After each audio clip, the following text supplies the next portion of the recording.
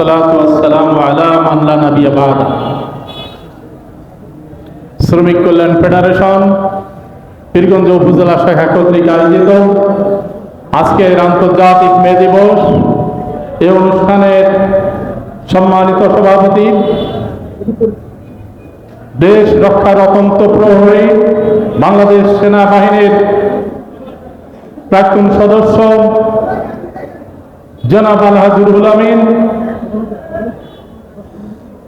প্রধান অতিথি বাংলাদেশের আলেম এবং ওয়াইজিনদের নেতৃত্ব প্রদানকারী এবং দেশের অন্যতম ইসলামিক স্কলার, পীরগঞ্জের মাটি ও মানুষের নেতা, বিশিষ্ট আলেম দ্বীন আলহাজ মাওলানা নুরুল আমিন,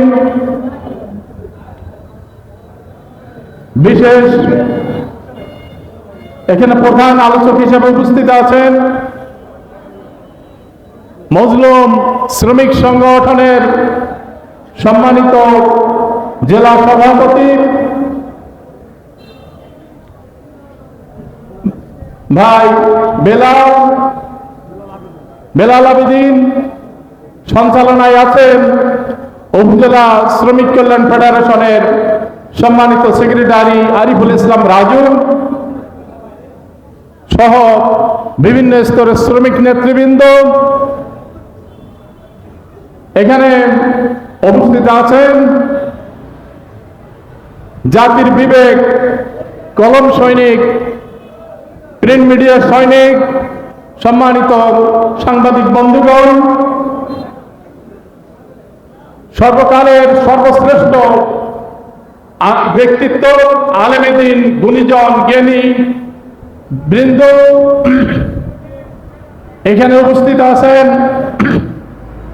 গণপ্রজাতন্ত্রী বাংলাদেশ সরকার কর্তৃক আয়োজিত, গণপ্রজাতন্ত্রী বাংলাদেশ সরকার কর্তৃক ক্ষমতাপ্রাপ্ত, আইন কার্যকর, সম্পত্তি রক্ষা, সামাজিক অভ্যন্তরীণ শৃঙ্খলা এবং জনগণের নিরাপত্তা রক্ষাকারী বাহিনী বাংলাদেশ পুলিশ বাহিনী, বাংলাদেশ পুলিশ বাহিনীর প্রধান গোয়েন্দা সংস্থা ডিএসবি, গণপ্রজাতন্ত্রী বাংলাদেশ সরকারের প্রধান এবং স্বাধীন আন্তর্জাতিক গোয়েন্দা সংস্থা এনএসআই সহ সম্মুখে উপস্থিত বিভিন্ন ইউনিয়ন থেকে আগত শ্রমিক ভাইরা, আসসালামু আলাইকুম রহমতুল্লাহ।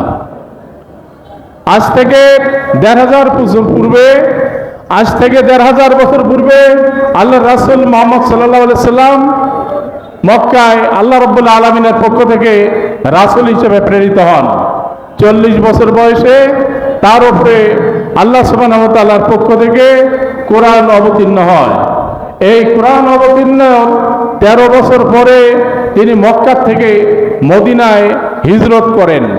মদিনায় হিজরত করার পরে সেখানে ১০ বছর একটি ইসলামী সমাজ বিনির্মাণ করেন, যার মূলনীতি হচ্ছে আল্লাহ সুবহানাহু ওয়া তাআলার ভাষায় আল্লাযীনা ইন মাক্কান্নাহুম ফিল আরদ আকামুস সালাত ওয়া আতুজ যাকাত ওয়া আমারু বিল মারুফ ওয়া নাহাউ আনিল মুনকার ওয়ালিল্লাহি আকিবাতুল উমুর। যদি কোন যখন মদিনায় গেলেন তখন ইসলামী রাষ্ট্রের প্রধান কাজ হলো তারা জমিনে আল্লাহ দেয়া ফরজ বিধান সালাত কায়েম করবে, যাকাত প্রদান করবে, সৎ কাজের আদেশ করবে, অসৎ কাজ থেকে নিষেধ করবে, আর সমস্ত কাজের পরিণাম আল্লাহর ইখতিয়ার। এই মদিনায় গিয়ে আল্লাহ রাসূল একটি ইসলামী সমাজ কায়েম করেন এবং মদিনায় হিজরতের সময় 90 জন সাহাবী নিয়ে একটি ইসলামী রাষ্ট্র প্রথম কায়েম করেন। সেখানে কায়েম করার মধ্য দিয়ে আল্লাহ রাসূল একটি ইসলামী সমাজে কিভাবে শিক্ষানীতি চলবে, সমাজনীতি চলবে, অর্থনীতি চলবে, রাষ্ট্রনীতি চলবে, সবগুলোর একটা সূক্ষ্ম বিবরণ উপস্থাপন করেন।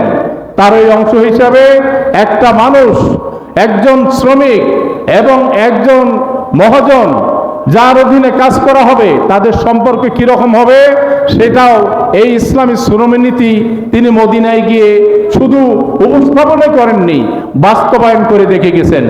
আল্লাহ সুবহানাহু ওয়া তাআলার ভাষায় ইন্না আকরামাকুম ইনদাল্লাহি আতকাকুম, তোমাদের মধ্যে যারা মহাজন হবে, মালিক হবে, তারাই শুধু বড় হবে, আর শ্রমিকরা ছোট হবে না। আল্লাহ সুবহানাহু ওয়া তাআলা বলছেন, তোমাদের মধ্যে যারা মুত্তাকি, পরহেজগার, সেই আল্লাহর কাছে বেশি অধিকার, মর্যাদার।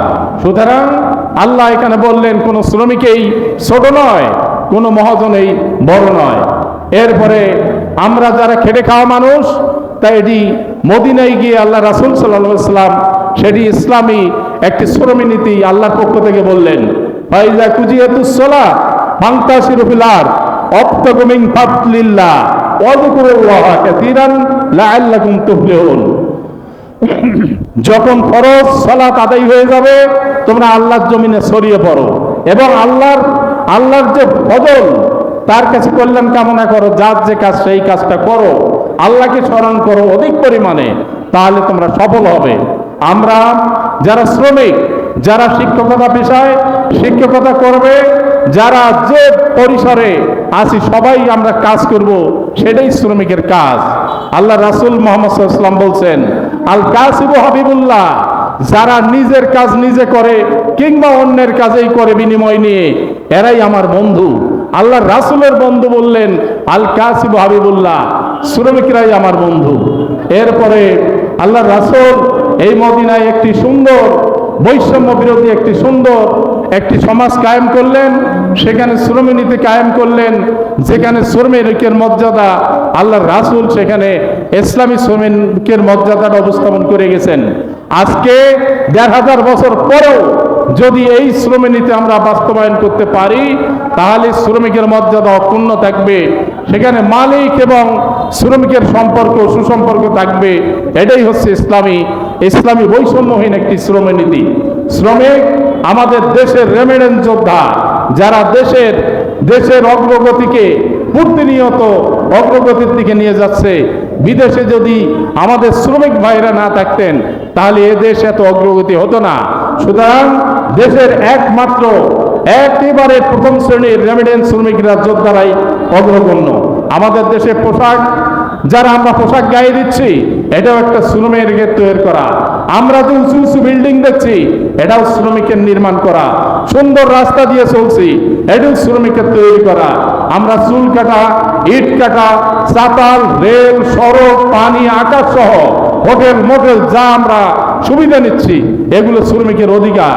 আজ থেকে ১৫০০ বছর পূর্বে আল্লাহ এবং তার রাসূলের পক্ষ থেকে যে ইসলামী শ্রমিক নীতি দেওয়া হয়েছে, এটি যদি বাংলাদেশ শ্রমিক কল্যাণ ফেডারেশনের মধ্য দিয়ে আমরা বাস্তবায়ন করতে পারি, তাহলে এদেশের সকল শ্রেণীর সকল জাতির শ্রমিক সংগঠন সুবিধা পাবে। আল্লাহ সুবহানাহু ওয়া তাআলা আমাদের শ্রমিক কল্যাণ ফেডারেশনের মধ্য দিয়ে একটি সুষম বৈষম্যহীন একটি শ্রম নীতি বাস্তবায়ন করার তৌফিক দান করুন। এই দোয়া কামনা করে সবাইকে সালাম দিয়ে শেষ করছি। আসসালামু আলাইকুম ওয়া রাহমাতুল্লাহ। ধন্যবাদ।